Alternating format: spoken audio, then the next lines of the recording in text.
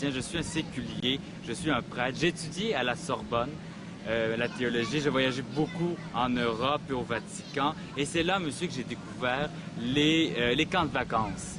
En France, c'était très populaire et je me suis dit, il faut intégrer ça au Canada pour qu'on ait pour nos petits-enfants le concept de camp de vacances. Et quand j'ai acheté ici, moi j'ai acheté ici d'un proche parent à moi qui habitait, moi je viens de la Norette, de l'autre côté du fleuve. Mes parents étaient des cultivateurs de ce côté-là, des commerçants. On avait un petit peu d'argent et je m'étais dit, je vais redonner cet argent-là à la communauté. Je suis venu voir mon parent et je lui ai dit, votre mine là, de sable, c'était une sablonnière là, ici. J'ai dit, qu'est-ce que vous faites? Il dit, elle est à vendre. Alors je me suis dit, tiens, je vais l'acheter.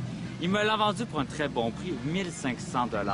J'ai acheté 20 arpents de terre qui partaient là, du bout où est maintenant votre ville de Tracy, jusqu'à Contrecœur de l'autre côté. J'avais 20 arpents de terre et c'est ici que j'ai établi. Mais il y avait rien ici, il n'y avait que du sable. Alors j'ai planté moi-même la pinette qui est de l'autre côté. À la volée, j'ai planté les pins pour au moins avoir des arbres. Et on a planté beaucoup de peupliers aussi, parce que les peupliers sont des arbres qui croient rapidement. Et ensuite, il y a eu des chênes qui se sont rajoutés. Donc, on a voulu vraiment rendre ça boisé le plus possible pour nos petits colons, pour leur faire un peu d'ombre. Déjà, le temps passe très, très rapide. Vous savez, nous, on est arrivés ici, j'ai acheté les terrains le 4 juillet 1912. Et je suis venu ici avec 6 petits colons, tous des orphelins de Montréal. Et en 5 semaines, aidés par les gens du coin qui ont donné des matériaux, qui ont donné du temps, on a bâti un premier réfectoire et on a inauguré le site officiellement le 18 août 1912. Vous savez, mes amis les sulpiciens ont repris le site en 1930. Et ensuite, ça l'a grossi, surtout sous mon collègue Ernest Savignac, qui fut directeur pendant 25 ans ici. Et c'est lui qui a donné la grandeur qu'on connaît aujourd'hui à la colonie des Grès. Est-ce que les syndicats financent les grèves?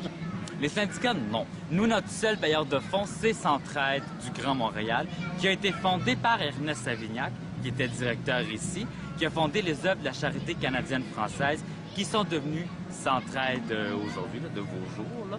Et c'est un monsieur très important, Ernest Savignac. Il a aussi fondé le collège André Grasset à Montréal, entre autres. Et en plus de diriger pendant tous ces étés la colonie des Grès. Et aujourd'hui, la présence de d'autres PSS ici, c'est quoi? C'est-tu honorifique ou c'est... C'est honorifique. Les PSS sont attachés aux grèves, mais maintenant, ils ne dirigent plus. Les sulpiciens ont quitté les grèves en 1968. Ils n'avaient plus les effectifs. Ils ont relégué à des jeunes étudiants qui venaient passer leur été ici pour animer nos garçons. Alors, ils ont laïcisé le site à partir de 68. Et dans les années 70, les derniers dirigeants sulpiciens ont laissé la place à des laïcs. Il y en avait un ce matin, un PSS. Un PSS, oui, M.